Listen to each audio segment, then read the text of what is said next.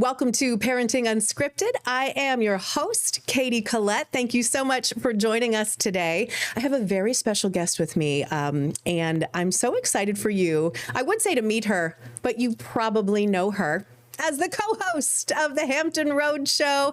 I also like to call her my dear friend, Tara Wheeler. Yay! Oh, I adore Applause. you, Katie. Thank you for having me on. I adore you right back. I've been so looking forward to talking to you. As soon as I had found out about Parenting Unscripted, I was like, I know someone who I want to interview, and it is Ms. Tara. So I'm so glad you're here because number one, I think you're such a fun parent to follow on social media. It's an absolute blast.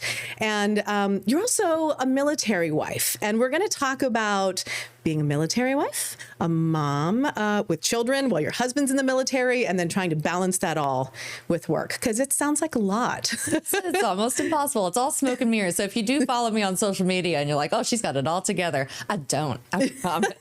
We put the good stuff on social media. Although sometimes we'll put other things on there too and be like, yeah, you know what? This was a trickier day, but we're going to get into all of that. First, I do want you to share with everyone some info about your three beautiful children. Yeah, so I'm a mom of three. I actually, my third baby, I was pregnant when Wavy hired me, which was awesome. You know, so I got to show up, get to know the viewers on the Hampton Road Show for 3 months, and then I went on maternity leave. But I have a 10-year-old son named Wheeler, which, by the way, is my maiden name. His name's not Wheeler Wheeler. Right, right. Legally, I took my husband's name. I'm Tara Brown, but I still go by Tara Wheeler professionally. So my 10-year-old son's name is Wheeler. I have a 5-year-old daughter named Sunny. She is our chaos queen. Love her. And our 2-year-old named Rocco.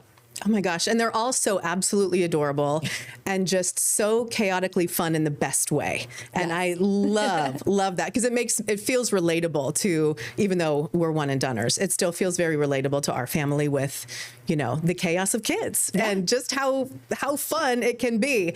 Do you notice, do you parent any differently between the three because they do have such different personalities? Well, it's wild because at 10, 5, and 2, they're all very needy, but in very different ways. Yeah. You know, the 2-year-old's really clingy. He's in a very much a mom stage. He wants me to tuck him in. He wants me to be the one getting him out of his room. You know, my 5-year-old, she's so independent. Yes. In almost scary way. You know, we don't want to discourage her independence, but I mean, there was one time that I came downstairs and she'd gotten out the waffle maker and was plugged it in, made her own batter and dumped it on in there. And so I parent her in a more, you know, encourage her independence, but prevent her from exercising that independence in a way that's going to cause a disaster. Keep her alive. Because the waffle thing sure was scary. And then, were they good? So she insisted on eating them. And the thing is, the day before I had made her Eggos in the air fryer. And so the next morning she comes and she woke me up and she goes, Mommy, I made us breakfast. I made us waffles. And I thought to myself, please just tell me it was Eggos in the air fryer, because she's seen my husband use the waffle maker. Yes. So we're walking down the stairs and she goes, I used powder and butter and eggs and bananas. And I thought, oh no, like what am I about to walk into? But she made them and they looked like waffles and she insisted on trying them. And she took one bite and said, I'm full. So they look like waffles, but we're good. My compliments to the chef. I'm out. Yes. And then my 10-year-old son, my oldest, he's more cautious. He's a rule follower. He's very artistic. So I want to encourage that. But he also, being older, I believe, you know, we talk about this upcoming military move. It's a lot more difficult on him to transition than it is, for example, a 2-year-old, a 5-year-old. They'll make friends really easily. So I'm definitely parenting them very differently when it comes, especially for preparing for this.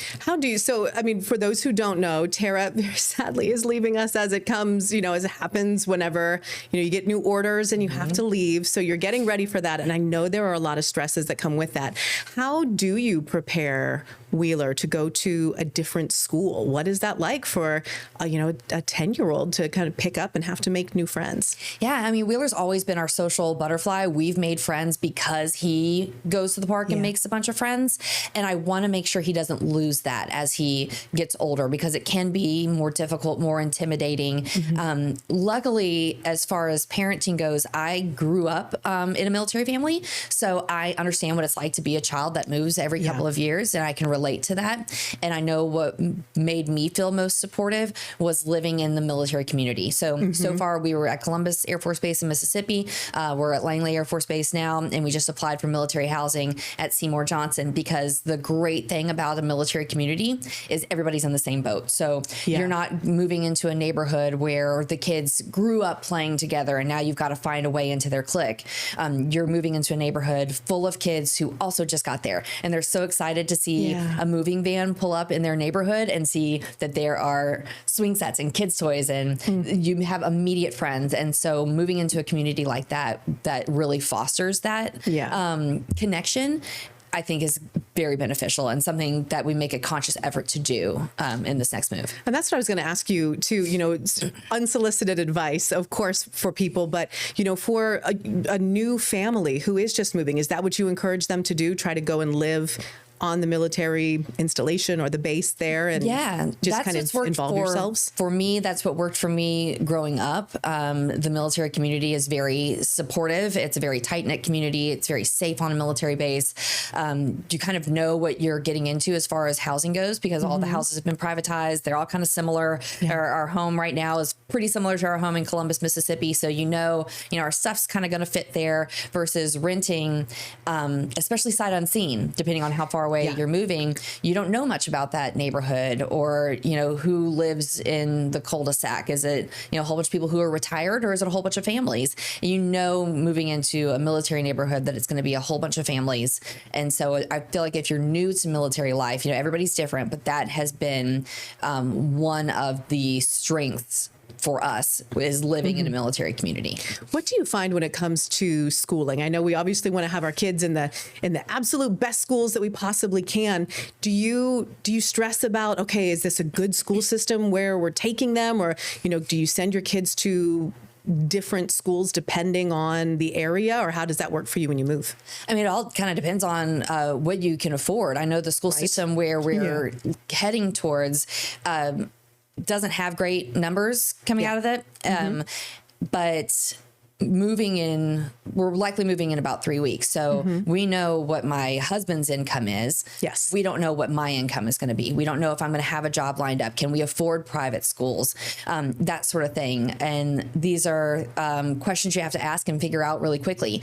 But also, I know that I graduated from a high school that isn't very well ranked, but I'm doing just fine, and I had a great support system at home, and I know that I would get really involved in my kids' schools. And just because they are 2 out of 10 doesn't mean that there aren't phenomenal educators there working who care about your kids, and your kids can thrive and shine in that environment as well. So I don't necessarily look at a school and think this is a horrible school based on this number that I see. I know that I can equip my children to thrive and make connections with the education community there, and, you know, do what I can to support them and make it better. And we're going to talk a little bit more about this on the other side of the break, when it comes to schooling and moving and just being mentally prepared for everything that is to come. But I think this is going to be such a wealth of information for especially some of the newer military moms out there as they watch this as well. So we are going to be right back with my dear friend Tara Wheeler here in just a moment on Parenting Unscripted.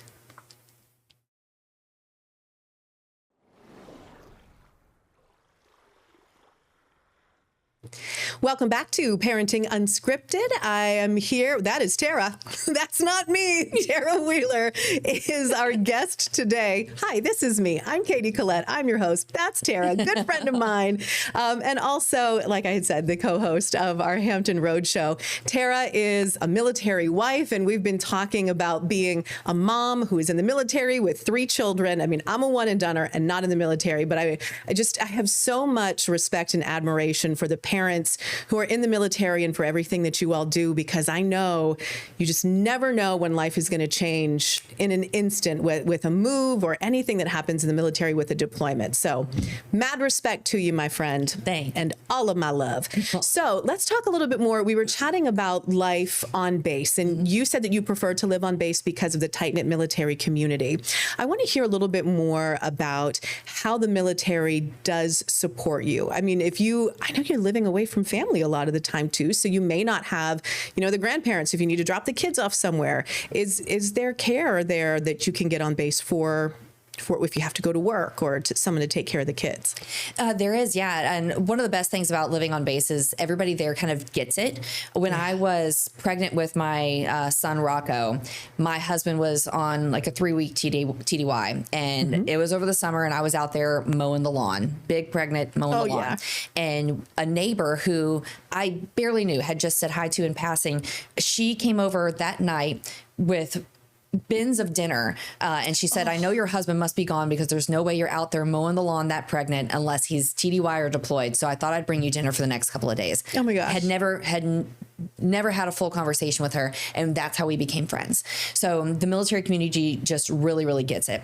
Yeah. And I think that's probably the best part about living on base. And as far as childcare goes, there's the CDC, which is the Child Development Center. Depending on where you are, the wait list can be kind of long. Yeah. But the military also looks at childcare as part of mission support. If their pilots can't report because they don't have a babysitter, that's impacting the mission. So they do take childcare very seriously. They're also at least here, we went with a military affiliated childcare provider who worked out of her home.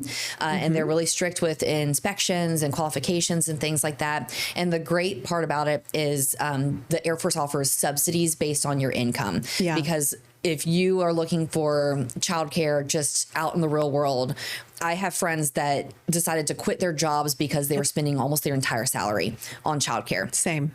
So this takes a look at, what is your family's income, and then we'll pay the difference. We're going to pick a price that makes sense to your family, because they also want to make sure that they are supporting the spouses, that if the spouses want to work, childcare isn't the thing that's preventing them from getting a job in their new community, because the military does know that they demand a lot of sacrifice from the spouses as far as their goals and their dreams and their career aspirations. I think that's huge too, because you do still have your own identity. You're not just Tyler's wife. Yeah. You are Tara. Tara Wheeler, but Tara. You're Tara. And so, let's talk when you take your kids and you are moving, how do you decide whether or not you want to take on a new job? Have you ever thought, and I know that you are a social butterfly, and I know that being a stay-at-home mom does not mean that you're not a social butterfly, but have you ever thought, maybe I should stay at home for a while? Or have you always been like, we're going to move with the kids and I am getting a job? I have complicated thoughts about it, because I've always worked in this job. As you know, Katie, is very different because it feels like such a big part of your identity. Yeah. And, I've for 15 years been, I feel emotional about it because I don't have a job lined up for the new place. But for 15 years, I've been Tara, who's been stopped at the grocery store and, by strangers who say kind things, or, you have a voice that carries in this position. You're asked to be the keynote speaker. You can champion causes, and that voice carries because you have a platform. And to lose that is a little bit of losing your identity. Right. But I've also thought, I have 3 kids. My youngest is 2, and I've always been scrambling with all of them, because my husband's gone for military orders often. I'm working full time and trying my best to carry everything at the house. And so the mom that they've always seen is the mom that is scrambling and trying to carry it all. Would it be that bad if for the littlest one, because they're only little for such a small amount of time, I know, that I do stay home and spend time with him? So I've kind of been at peace with whatever happens, because so far things have worked out really well. We were in Columbus, Mississippi for pilot training, and a job as a morning news anchor opened up and I got it. And we found out we were moving here, and this incredible opportunity on the Hampton Roads show, working with just the best people at such an incredible station, opened up for me. And I have loved every minute of it. So I have to have faith that wherever we end up that an opportunity will open up or a new passion will develop within me if that opportunity that I'm seeking doesn't open up. I have no doubt that that is going to be the case, my dear friend. Anyway, you just have such good karma.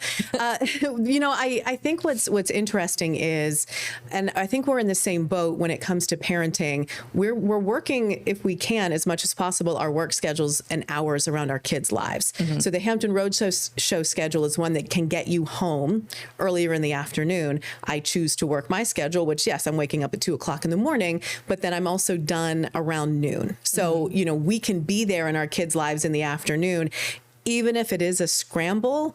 We're still present. Yeah. And that's so important. And it also kind of limits my opportunities that I'm open to seeking, because if if an opportunity to anchor the evening news comes up, I'm going to pass on it because I want to be there for the soccer games, the plays, dinner. I want to be there for all of that. Even if that means, like Katie, waking up at 2:00 in the morning, I'm home when they get home from school. So that also makes it more difficult because you're moving to a new town. There might be limited opportunities, and then you're further limiting what you're even available for, because the military childcare is great, but if Tyler's deployed, there's no babysitter at 2:00 in the morning available. Right. So you kind of have to navigate that and see, can we make this work? And my husband's very supportive, and when I tell him about opportunities, he wants me to know that whatever I need, he'll do whatever he can to make it work for me if that's what I want to do. He's so great. We're going to talk more about parenting while your spouse is on deployment, because I have some questions and I'm always impressed with, I know I say so many times in this interview, I'm so impressed with how you make it work, but you need to know that it is really impressive how the parents do it when their spouses are deployed. So when we come back, we're going to talk with Tara a little bit more about fully understanding what it's like to parent not one, not two, but 3 children while her spouse is, I would say out of town, but I mean, we're talking overseas. So we'll be right back.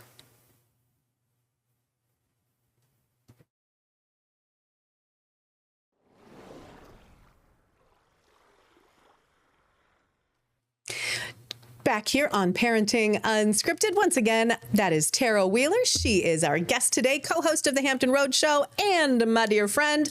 I'm Katie Collett. I am your host of Parenting Unscripted, and we're having a really good conversation today about not just being a parent and raising children, but also being a parent of with a spouse who is in the military. So Tara, before this break, we were talking about when your husband is deployed. So I've watched at times when I know that there have been some stressful situations when he has been in the air. And what is that like for you to be a mom at the same time that you are concerned for your husband's safety?